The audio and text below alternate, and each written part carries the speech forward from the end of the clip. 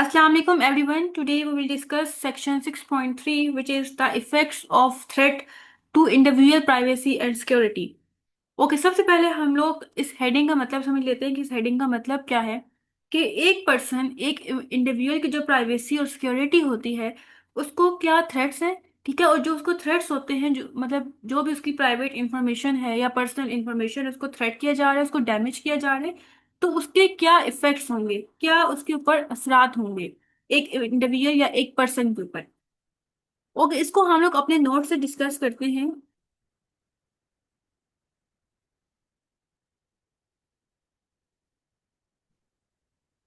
Okay, ये book वाला material है, जस्ट इसको थोड़ी सी इजी वर्डिंग में कन्वर्ट कर दिया गया है और थोड़ा सा ऑर्गेनाइज कर दिया है। Okay, let get started. Privacy and data security are at risk because of spam, spyware and cookies. जो एक पर्सन की प्राइवेसी होती है, जो उसकी पर्सनल इंफॉर्मेशन है, वो खतरे में है, वो रिस्क में है। क्यों? क्योंकि ये जो थ्रेट्स हैं, स्पैम, स्पाईवेयर और कुकीज, इस इन थ्रेट्स की वजह से। These threats are serious in today's digital world and can cause different problems for users. अभी जो थ्रेट्स हैं, जो खतरात हैं, ठीक है, ये बहुत ज़्यादा सीरियस हो गए हैं आज की डिजिटल वर्ल्ड में। एक जो ऑनलाइन दुनिया है उसमें ये बहुत बड़ा खतरा है and can cause different problems for user. ठीक है, और इसकी वजह से बहुत से जो यूजर्स हैं वो प्रॉब्लम है, उनको बहुत से प्रॉब्लम है इन थ्रेट्स की वजह से। जो सबसे पहला थ्रेट है स्पैम, इसका मतलब क्या है और इसको हम लोग डिस्कस करते हैं। इट रेफर्स टू अनवांटेड और junk email that often contain advertisement और हार्मफुल कंटेंट। ओके, स्पैम होता क्या है?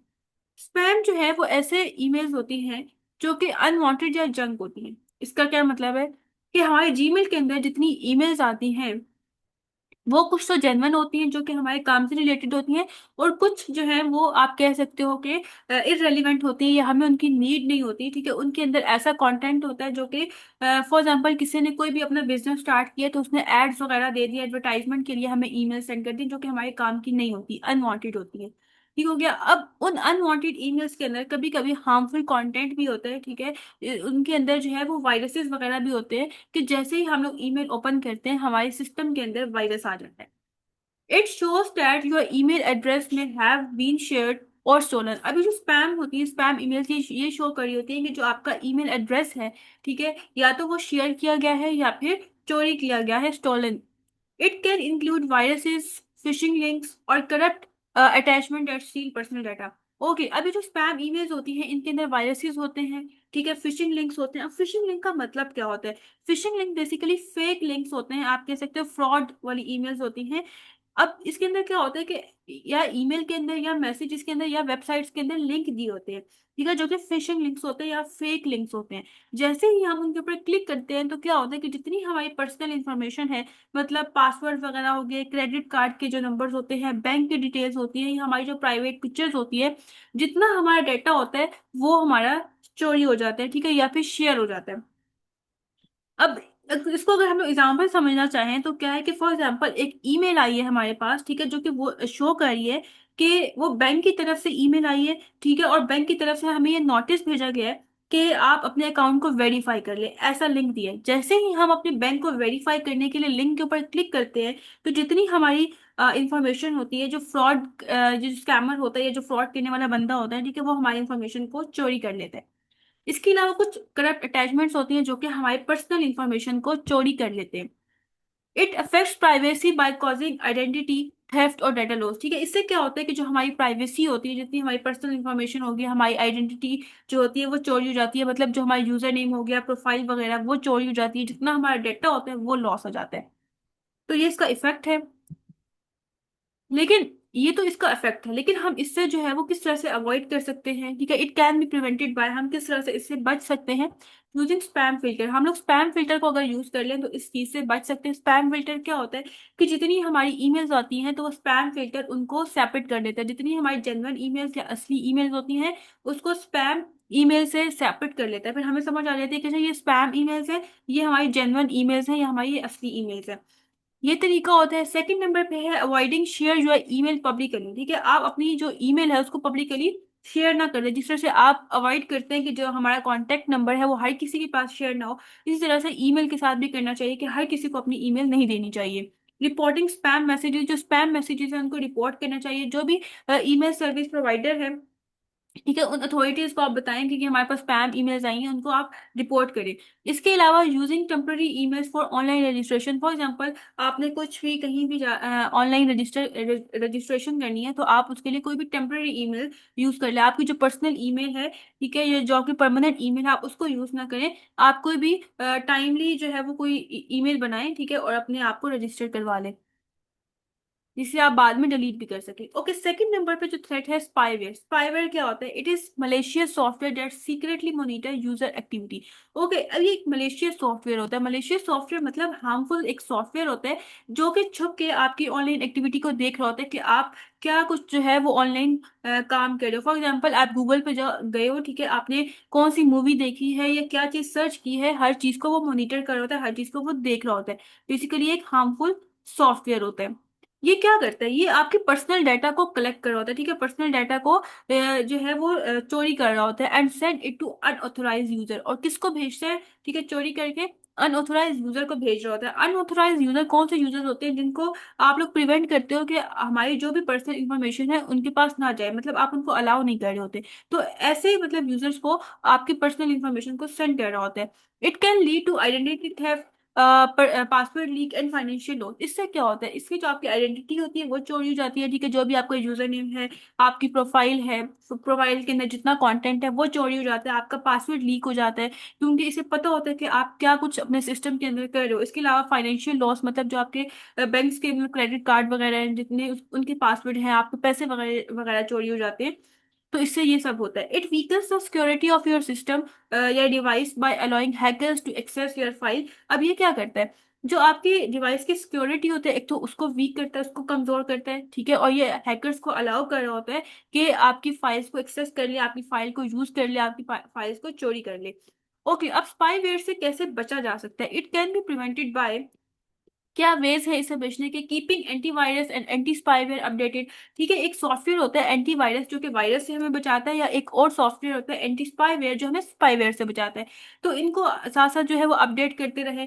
इसके अलावा avoiding download from untrusted sources. ठीक है, आप कोई भी सॉफ्टवेयर डाउनलोड कर रहे हो तो आपको, आप जिस भी वेबसाइट से कर रहे हो तो उसके ऊपर आपको ट्रस्ट हो कि ठीक है, यहाँ से मेरा डाटा लीक वगैरह नहीं होगा, या तो मतलब जो आपकी जितनी पर्सनल इंफॉर्मेशन है वो सेव रहेगी। तो ऐसे वेबसाइट्स वगैरह को यूज करें, ठीक है, अनट्रस्टेड मतलब जिसके ऊपर आप ट्रस्ट नहीं कर सकते, जिनके ऊपर आपको भरोसा ही नहीं है, आप उनको यूज मत करो। Be being careful with links and attachments. ठीक है, जो लिंक्स वगैरह होते हैं, जो अटैचमेंट्स होती हैं, आप उनके साथ जो है वो बहुत केयरफुल हो, हर लिंक को जो है आप क्लिक ना कर दिया करो। इसके अलावा स्कैनिंग द सिस्टम रेगुलरली। ठीक है, अपने सिस्टम को जो है वो स्कैन किया करो रेगुलर बेसिस पे। इससे क्या होता है कि कोई भी वायरस वगैरह आने वाला होता है तो फौरन से डिटेक्ट हो जाता है, अच्छा यहाँ पे वायरस आ रहा है। तो स्कैनिंग जो है वो बहुत ज्यादा जरूरी है। लास्ट वन हमारे पास है कुकीज। कुकीज क्या होता है? इसको हम लोग समझ लेते हैं। कुकीज बेसिकली ना स्मॉल स्मॉल फाइल्स होती हैं जो कि आपके कंप्यूटर के अंदर या आपके मोबाइल फोन के अंदर सेव रहती हैं। जब भी आप कभी वेबसाइट के ऊपर वेबसाइट के ऊपर विजिट करते हो, तो इससे क्या होता है कि जो कुकीज होती है ना, वो आपकी ऑनलाइन एक्टिविटी को देख रही होती है, मॉनिटर कर रही होती है, आपकी ऑनलाइन एक्टिविटी को रिमेंबर कर लेते हैं, याद कर लेते हैं कि बेसिकली आपकी क्या एक्टिविटीज हैं, ठीक है, आपका किस तरफ इंटरेस्ट है। अब जब भी आपने कुछ सर्च किया, फॉर एग्जांपल आप दराज ऐप पे गए, ठीक है, वहां पे जो है वो आपने कोई भी शॉपिंग की है, ठीक है, तो आपने ये जो भी वहां पे शॉपिंग करके कार्ट में जितना कुछ डाला है, ठीक है, या आपकी जो भी लॉगिन डिटेल्स हैं वो इसको याद होती हैं कुकीज को। अब बेसिकली ये ना वेबसाइट्स में हेल्प कर रही होती है कि जब आप वेबसाइट्स को यूज़ कर रहे होते हो तो जितनी लोडिंग वगैरह हो रही होती है वो फास्टली होती है, और जिससे क्या होता है कि जो यूज़र का एक्सपीरियंस होता है वो बहुत स्मूथ होता है, कि जब भी वो कभी दोबारा से विजिट करे तो उसको वैसी वैसी सजेशन आना स्टार्ट हो जाती हैं कि अच्छा आप ये चीज़ लाइक करते हो, ठीक है, क्योंकि उसको सारा कुछ यूज़र का पता होता है, उसका इंटरेस्ट पता होता है, वैसी वैसी चीज़ें उसके सामने आ रही होती है। इससे क्या होता है कि जो यूज़र का एक्सपीरियंस होता है वो बहुत ज़्यादा अच्छा हो जाता है। ओके, लेकिन अब कुछ कुकीज जो हैं वो ऑब्वियसली डेंजरस भी होती हैं, जिस तरह से अभी हम लोग यहाँ पे पढ़ते हैं कि it refers to small data file stored on your device to remember your online activities. Cookies क्या होती है? ये डाटा फाइल्स होती हैं, ठीक है, जो कि आपकी डिवाइस या आपकी मोबाइल फोन के अंदर स्टोर होती हैं, जो कि आपकी ऑनलाइन एक्टिविटी को रिमेंबर कर रही होती हैं, याद कर रही होती हैं।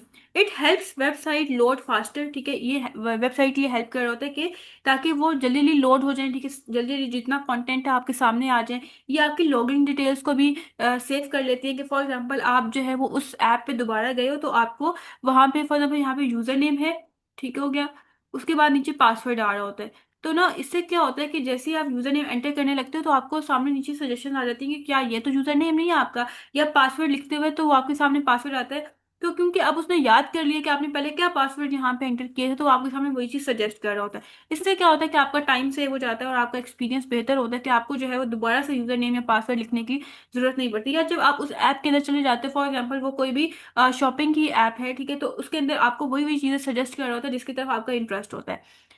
ये तो हो गई जिस इन कुकीज से आपको बेनिफिट होगा। लेकिन कुछ कुकीज ऐसी होती हैं जो कि अनवांटेड होती हैं, या फिर अनवांटेड नहीं बल्कि ऐसी कुकीज होती हैं जिनको आपने अलाउ नहीं किया होता, या बगैर परमिशन के आपकी ऑनलाइन एक्टिविटी को ट्रैक कर रही होती है, आपकी ऑनलाइन एक्टिविटी को रिमेंबर कर रही होती है, ठीक है। But some cookies track user without consent. Consent का क्या मतलब होता है? विदाउट परमिशन आपको आपकी जितनी एक्टिविटी होती है ऑनलाइन उसको रिमेंबर कर रही होती है। It can lead to privacy invasion and targeted ads. इसका क्या मतलब? इसका मतलब ये है कि ऐसी कुकीज होती हैं जो कि आपकी प्राइवेसी को इन्वेजन करी होती हैं, या उनके ऊपर हमला करी होती है, या उनको डैमेज करी होती है, या जितनी आपकी पर्सनल इंफॉर्मेशन होती है उसको शेयर करी होती है, उसको लीक करी होती है। It can be manage by. इसको मैनेज कैसे किया जा सकता है? क्लियरिंग कुकीज रेगुलरली, ठीक है, जितनी भी कुकीज होती है उनको रेगुलर बेसिस पे क्लियर या उनको डिलीट कर दिया जाए। इसके अलावा ब्लॉकिंग थर्ड पार्टी कुकीज इन ब्राउजर सेटिंग। जो थर्ड पार्टी कुकीज है उनको ब्लॉक किया जाए। अच्छा, अब थर्ड पार्टी कुकिंग का क्या मतलब होता है कि फॉर एग्जाम्पल आप किसी भी वेबसाइट पे विजिट करने गए हो, ठीक है, वो वेबसाइट है न्यूज़ की वेबसाइट है। ओके, अब उसने जो है वो एक मतलब आपकी जो ऑनलाइन एक्टिविटी थी उसने सेव कर लिया, ठीक है, उसके अंदर जो कुकीज थी उसने आपकी ऑनलाइन एक्टिविटी को सेव कर लिया कि आपने क्या क्या चीज़ें सर्च की हैं, उसने सब कुछ याद कर लिया। अच्छा, वो हो गई हमारे पास। अगर न्यूज़ की अपनी जो कुकी होगी वो होगी फर्स्ट पार्टी। अब ऐसे होगा कि कोई और कंपनी है, ठीक है, उसने अपनी जो कुकी है वो उस न्यूज़ वाली वेबसाइट के अंदर ऐड कर दी है, ठीक है, और आपको जो है वो एड्स वगैरह सेंड कर रहा है। ये हो गई थर्ड पार्टी कुकी, ठीक हो गया, जो कि आपकी ऑनलाइन एक्टिविटी को ट्रैक कर रही होगी। तो इसको ब्लॉक कर देना चाहिए, जो थर्ड पार्टी कुकीज होती हैं। इसके अलावा क्या है? कंट्रोलिंग कुकी परमिशन मैनुअली, ठीक है, मतलब ना कोई भी कुकी आए तो पहले वो आपसे पूछे कि क्या आप अलाउ करते हैं इस कुकी को, ठीक है, कि आप चाहते हो कि ये आपकी ऑनलाइन एक्टिविटी को ट्रैक करे। तो उसके बाद जो है वो, अगर आपने वहां पे ओके पे क्लिक कर दिया तो वो फिर कुकी जो है वो आपकी ऑनलाइन एक्टिविटी को रिमेंबर करेगी, ठीक है, उसको ट्रैक करेगी। और अगर जो है वो आपने अलाउ नहीं किया तो इसके बाद क्या होगा कि आपकी ऑनलाइन एक्टिविटी को वो ट्रैक नहीं कर सकेगी। तो इसलिए इसकी मैनुअली सेटिंग करनी चाहिए कि आप किस कुकी को अलाउ करना चाहते हैं और किसको अलाउ नहीं करना चाहते। ओके, इनका डिफरेंस क्या है? स्पैम, स्पाईवेयर और कुकीज में क्या डिफरेंस है? सबसे पहले व्हाट इज इट, होता क्या है?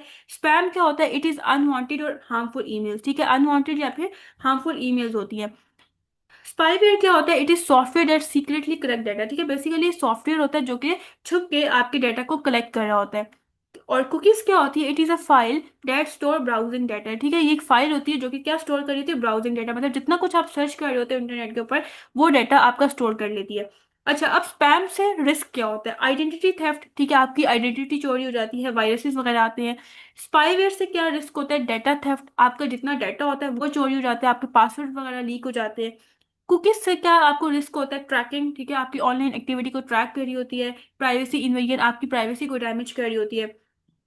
ओके, इससे बचा कैसे जा सकता है? इससे प्रोटेक्ट कैसे किया जा सकता है? स्पैम को कैसे प्रोटेक्ट किया जा सकता है? यूज फिल्टर्स, ठीक है, फिल्टर्स वगैरह लगा के। रिपोर्ट स्पैम, ठीक है, जो अथॉरिटीज होती हैं उनको आप जो है बताएं कि इस तरह से ये स्पैम है। इसके अलावा आप टेम्पररी ईमेल्स, ठीक है, जो वक्ती तौर पर आप ईमेल एक बनाएं, उससे अपनी रजिस्ट्रेशन वगैरह करें, उसके बाद डिलीट कर दें।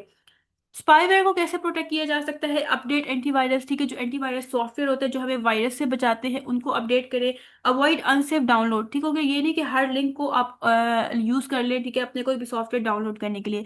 ट्रस्टेड लिंक्स वगैरह को यूज करें और वहां से अपने सॉफ्टवेयर या जो भी चीज़ आपने डाउनलोड करनी है वहां से डाउनलोड करें। प्रोटेक्शन जो है वो कुकीज को कैसे प्रोटेक्ट किया जा सकता है? क्लियर कुकीज, ठीक है, कुकीज वगैरह को रिमूव कर दें, डिलीट कर दें। ब्लॉक थर्ड पार्टी कुकीज, जो थर्ड पार्टी कुकीज है उनको ब्लॉक कर दें। यहाँ पे ये हो गया है कंप्लीट सेक्शन। नेक्स्ट सेक्शन है 6.4। इंशाल्लाह नेक्स्ट लेक्चर में हम लोग क्लाउड कंप्यूटिंग को डिस्कस करेंगे। आई होप सो आज के लेक्चर आपको समझ आया होगा। इन केस फिर भी कोई क्यूरी है तो आप कमेंट सेक्शन में पूछ सकते हैं।